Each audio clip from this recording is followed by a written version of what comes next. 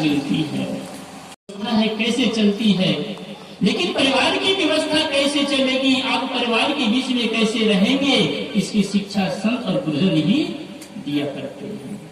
इसलिए हमारे जीवन का दूसरा चरण है वो स्नेह है, प्रेम है।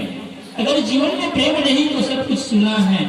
गुरु कबीर ने कहा है, प्रेम न बाड़ी उपजे, प्रेम न हाथ बिकाए, और राजा प्रजा जेह ऊंचे, शीश दे ले जाए। प्रेम पाने का एक छोटा सा सूत्र है, ये कसौटी है हम सब के लिए कि अगर हम सब प्रेम पाना चाहते हैं तो उसके लिए अपने सिर को कटाना पड़ेगा, सिर को चढ़ाना पड़ेगा। ये सिर क्या है? ये अहंकार ही सिर है। अहंकार को जैसे विसर्जित करते हैं वैसे प्रेम प्रभावित होती है, प्रेम आगे बढ़ने लगते हैं और हम सब प्रेम पाना चाहते हैं। और गुरु संत बताते हैं कि प्रेम पाने की चीज नहीं, प्रेम तो केवल निछावर करने की चीज है, प्रेम तो केवल देने की चीज है। जितना हम प्रेम बांटते हैं उतना ही हमारे जीवन में प्रेम अवगतित होता है। जिस प्रकार से हम कुआं से जितना पानी निकालते हैं, कुआं का पानी उतना ही ताजा हो जाता है, उतना ही मीठा होता है। और कुआं का पानी जैसे निकालना बंद कर देते हैं, पानी का स्रोत भी खत्म हो जाता है, कुआं का स्रोत भी खत्म हो जाता है और पानी भी गंदा हो जाता है। अगर हम अपने जीवन को निर्मल करना चाहते हैं तो एक दूसरे से प्रेम करना सीखे, ईर्ष्या और नफरत कभी न करें, किसी से भी न करें। अरे थोड़ी दिन की जिंदगी है, 4 दिन तो हम इस संसार पे रहते हैं, लेकिन वैर इतना हम बढ़ा लेते हैं अपने भाई से, अपने पड़ोसी से, अपने ही रिश्तेदारों से, और कभी कभी तो चेला और शिष्य गुरु भी नफरत करने लग जाते हैं एक दूसरे से। हम प्रेम करना सीखे। और गुरु कबीर ने आत्मा का ज्ञान और प्रेम का ही एक दो संदेश दिया, और जो अपने आत्मा तत्व को समझ गया और जो आत्म भाव में जीने लग गया, वो आदमी किसी से बैर भी नहीं कर सकता। भाव कहीं कर घालो, जिन देखो तिन प्राण मारो, किसको मैं चोट पहुंचाऊं, किसको दुख दूं, क्योंकि जिसको भी मैं देखता हूँ वो सब मेरे प्राण प्रिय है।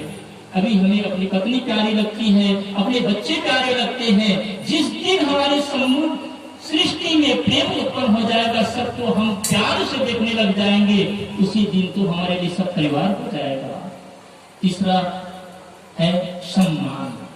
आप सम्मान दूसरों को देना सीखे और सम्मान पाने योग्य काम करना सीखे, ये बहुत जरूरी है।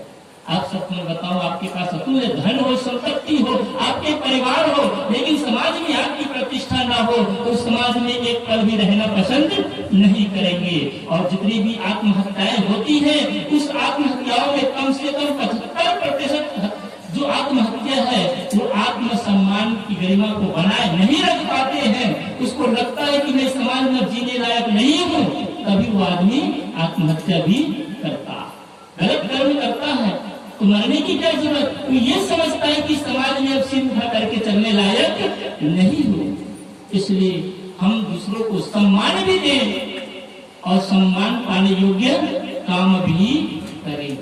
इसके लिए समाज सेवा करें, जीवन को सुंदर बनाएं, जीवन को पावन बनाएं, तन मन को अर्पित करके आप समर्पित होकर के सेवा करें। क्योंकि चित्त शुद्धि का जो सबसे सुंदर और सरल उपाय है ना, वो है सेवा है। हर धर्म में इस बात को बताई जाती है। चित्त शुद्धि करने का, घर को शुद्ध करने का, अपने घर को पावन करने का, सबको शुद्ध करने का अगर कोई छोटा सा सरल विकल्प है तो वो सेवा है। आप घर में हैं, पत्नी की आप निस्वार्थ भाव से सेवा करने लग जाए, पिता का निस्वार्थ भाव से सेवा करने लग जाए, समाज के निस्वार्थ भाव से सेवा, जहां निस्वार्थ भाव से आप सेवा करते हैं वहां आपका मन पावन हो जाता है और आपका जीवन गदगद हो जाता है, आनंद से भर भी जाता है। चौथा स्तंभ और चौथा सोपान है जो हम सबके लिए बहुत ही महत्वपूर्ण है, वो है शांति की प्राप्ति। हम सब शांति प्राप्त करना चाहते हैं, लेकिन दुर्भाग्य है कि हम सब कुछ करते हैं, लेकिन जिसके लिए जीवन मिलता है वही बस नहीं होता है, उसको बोलते हैं शांति। आपके पास घर है, परिवार है, संपत्ति है, नौकरी भी है, अच्छी ओहदे भी है, सब कुछ है आपके पास, लेकिन आदमी आज भी बेचैन है, परेशान है, चिंतित है, टेंशन में है। और पूछो क्यों, तो खुद को भी पता नहीं है। क्या यहाँ जितने भी बैठे होंगे सब खाते पीते हैं, सबकी नौकरी पेशा है, सब भौतिक दृष्टि से संपन्न है, लेकिन कमी है तो एक छोटी सी कमी है, वो क्या है कि हम सब दुख में जीवन जी रहे हैं, अशांति में जीवन जी रहे हैं, चिंता तनाव में जीवन जी रहे हैं। इसलिए और इस शांति की प्राप्ति किससे होगी? तो धर्म और अध्यात्म और सत्संग से होगा। लेकिन आज दुर्भाग्य है, आदमी सब जगह जाता है, सब जगह के लिए समय निकलता है, लेकिन सत्संग भजन और अध्यात्म के लिए ही समय नहीं निकल पाता है। आप सब धन्य की भागी है, आप सब सत्संग में आए हैं। आप सबको बहुत बहुत धन्यवाद देते हुए और गुरु संतों के चरणों में कई बार बंदगी करते हुए मैं संक्षिप्त में कुछ सहज से निवेदन करूंगा कि 2 मिनट मुझे समय दें और जो इस कार्यक्रम को सुचारू रूप से संचालित करने में जिन्होंने तन मन धन अर्पित करके सेवा किए हैं, उसको मैं यहाँ पर चंद मिनट में रखूंगा, क्योंकि अभी साहब जी को पूरा सुनेंगे। शाम की संध्या के समय को भी 3 से 5 बजे के बीच में साहब जी को सुनेंगे और अंतिम में कार्यक्रम पूजा आरती के साथ समाप्त होगा। और अभी भोजन के अभी सत्संग के पश्चात सबके लिए भोजन भंडार की व्यवस्था है। ग्राम से आए हो, कहीं से भी आए हो, जितने श्रोता बंधु हैं, सबके लिए भोजन भंडार की व्यवस्था है। और इस भोजन भंडार में जिन्होंने आज का जो सबसे जो दिन भर का आज जो मुख्य भंडारा जो हो रहा है, इस भंडारे को हमारे श्रीमान धामन साहू जी एवं श्रीमती अहिल्या देवी भानपुरी की ओर से आज के जो मुख्य भंडारा है उसका, इसलिए आप एक बार ताली और उनके सम्मान में उनके लिए कुटुंब परिवार की। इसी प्रकार से हमारे इसी ग्राम के जन्मे हैं, लेकिन संत का कोई स्थान होता तो जहाँ रहते वही उसका स्थान होता। वैसे 2 संत हमारे इस ग्राम से जन्म लिए, तो उसमें एक श्रद्धेय संत श्री नरेश साहब जी है और नरेश साहब जी के बड़े भैया श्री गोविंद जी, उनकी माध्यम से सूचना हम सबको मिली है। और उन्होंने श्री नरेश साहब जी ने इस कबीर आश्रम के सेवा के लिए, निर्माण के लिए जिस भी काम में आप लगा सके, इसके लिए उन्होंने 1 लाख की घोषणा की है। उसके लिए एक बार ताली के स्वागत करें कबीर साहेब की।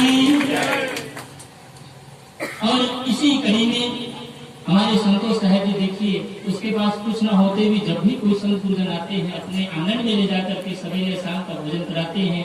सभी संतों और जितने भी भक्त आए थे उनको अपने आश्रम में, हमारे ही आश्रम है, वहां पर जाकर के एक समय का सवेरे का प्रथम दिन का कार्यक्रम का उन्होंने भोजन जलपान किए। उसके भी सम्मान में एक बार आप ताली से स्वागत करें।